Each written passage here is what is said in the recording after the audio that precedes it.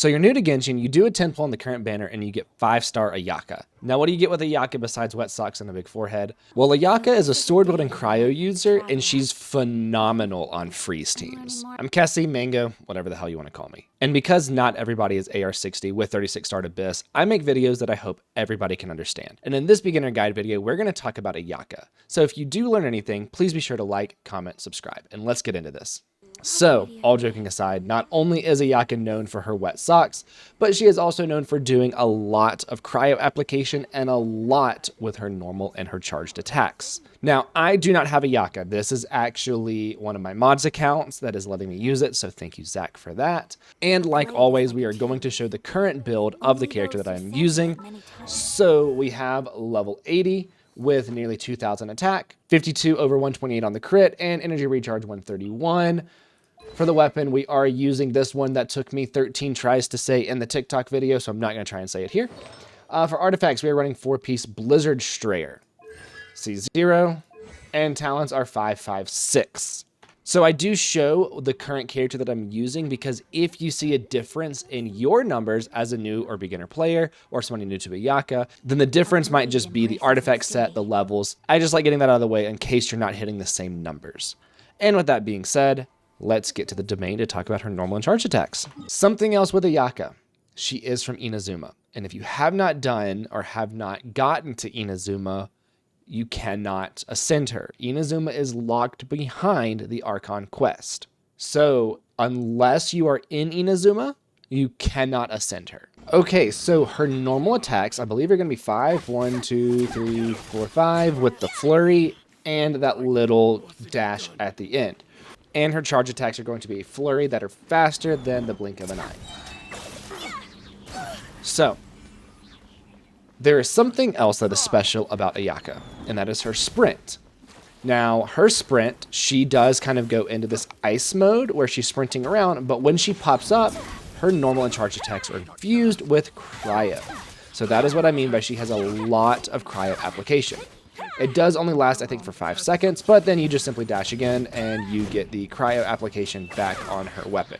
Dash again, and then doing normal and charge attacks to get the cryo, dash again, same thing. You can pretty much keep up the cryo application with dashes. You just got to kind of maintain her stamina, control her stamina usage for the dashing and the charged attacks.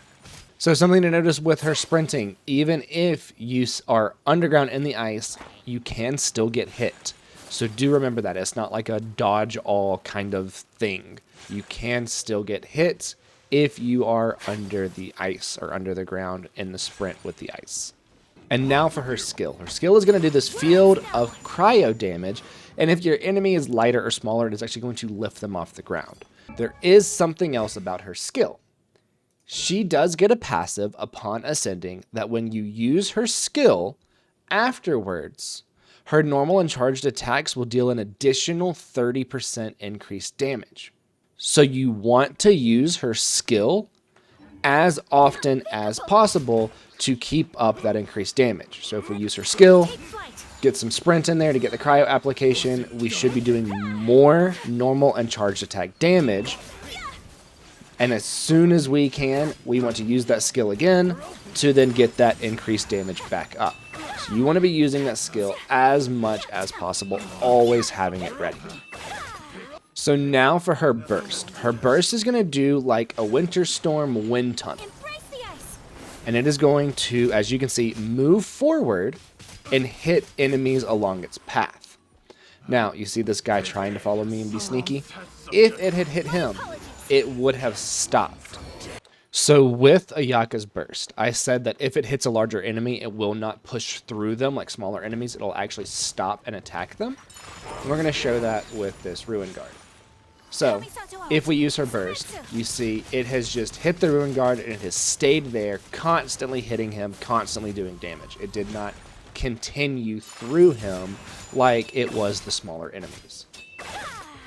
So Ayaka, with how her skill and burst and normal attacks work, she would be an on-field damage dealer. She offers nothing off-field. She is going to be your main DPS on-field with everybody else kind of being support for her. For a beginner artifact set, I am going to say that you are going to want to do a 4-piece martial artist set. Not only does it fit with her aesthetic, it also fits with her playstyle. The 2-piece set is going to give you a 15% increase of damage on your normal and charge attacks. The 4-piece set, after a skill, it will give you 25% increased damage to her normal and charged attacks. And because you're using her normal and charged attacks so much, that set is going to fit very, very well with her as a beginner. So while Zach does not have martial artists for me to show you, I can show you his current artifact stats on Ayaka and what the preferred main stats are. So you do want an attack sans on Ayaka if you can get it. You really actually want cryo damage bonus there, but I don't know if he has a cryo damage bonus.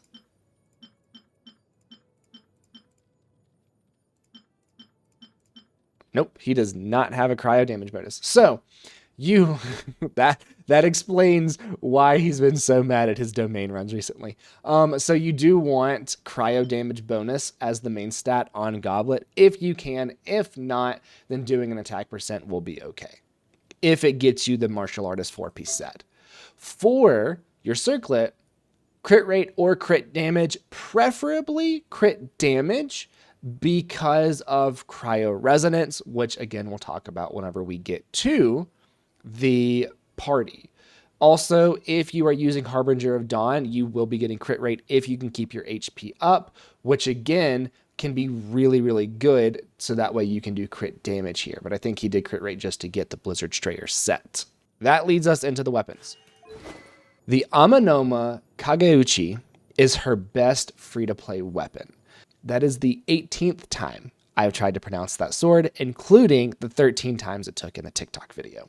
This is her best free-to-play weapon. It is craftable. You can get the crafting recipe by doing world quests in Inazuma, and this is her best free-to-play weapon. Some other weapons that can be really, really good for her that are 3 stars are going to be like... So the Fillet Blade can be good because it gets up attack percent, and the Ayaka does want attack percent. The Harbinger of Dawn can be really, really good if you have a healer to keep her HP up, because you can get crit damage and crit rate. And you can refine this because this is a 3-star weapon. I think he has an R5. Yeah, right there. So increases crit rate by 28% above if her HP is above 90%, and it gets up crit damage.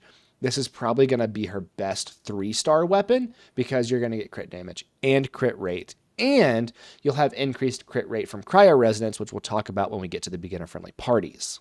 Cool Steel can also be another good one because it does get up your attack percent, and because of the passive, it increases damage against opponents affected by Hydra or Cryo by 24%. So Cool Steel, Harbinger of Dawn, those are going to be your 2 best 3-star weapons, and then her best 4-star weapon is going to be the one that I'm not going to pronounce again, which is this one right here, the craftable weapon from Inazuma. This one also really fits her aesthetic, right? Like you got the purple, and right there you've got Inazuma's mark, which is where she's from. It just looks great with Ayaka. So for a beginner-friendly party, and this is assuming that the only character that you have pulled is Ayaka, you're going to want to run Ayaka, Barbara, who you get for free upon completing the Anima Archon quest, Kaya, who you are given for free at the beginning of the game, and Lynette, who you are given for free once you hit, I believe it's AR20 or AR25. Now, we said that I was talking about cryo resonance, and in case you don't know what cryo resonance is when you have 2 cryo units in your party. And we are very interested in the second part. Increases crit rate against opponents that are frozen or affected by cryo by 15%. That is why we want Kaya. Now, while we may not be using Kaya much except for his burst when it's ready, we want that cryo resonance because it just increases the crit rate for Ayaka. Barbara is there to help us freeze enemies, and Lynette is there to spread around the Hydro, and also to give a little bit of crowd control with her burst. Barbara would also help heal and keep Ayaka's HP up for the passive if we had Harbinger of Dawn. So what the rotation might look like is that we're going to use Barbara's skill. We are going to use Lynette to swirl some. We are going to go to Kaya, use Kaya's burst, then go to Ayaka, freeze the enemy, get the cryo on her sword, And as you can see, with Barber's skill applying wet to the enemy, we can just keep them frozen, which is phenomenal, because if they can't move, they can't hurt us, and we also get the increased crit rate from the cryo resonance, which is really, really good.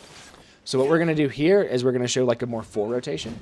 We are going to use Barber's skill, Lynette's burst, pick up the Hydro, go to Kaya,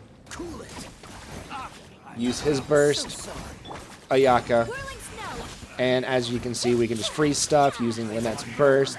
Things are going to be attracted to her hat because of the crowd control. We can use Ayaka's burst. If we can get multiple enemies kind of in a row frozen, then we can use Ayaka's burst and just hit a ton of enemies if they can't move from being frozen. And that is an actually pretty good beginner party to use with Ayaka, because you can keep the enemy frozen, you have healing, and Lynette's burst even offers a little bit of crowd control. You can also use her burst to absorb the Hydro from Barber like we did, to then freeze more enemies, because what this party is lacking is Hydro. Lynette kind of helps fix that with her burst. Now, if you have Ayaka and you've been doing pulls on the current banner, you might also have Rosaria and Sucrose. And these two would be far better for Kaya and Lynette. These two would be far better. So if you do have Sucrose and if you do have Rosaria, absolutely build them. They're phenomenal. I did do a beginner guide video on Sucrose, so do be sure to check that out. I will be doing one on Rosaria as well as Navia very soon, so do stick around to see those. That is going to be it for this video, and I will see you in the next one.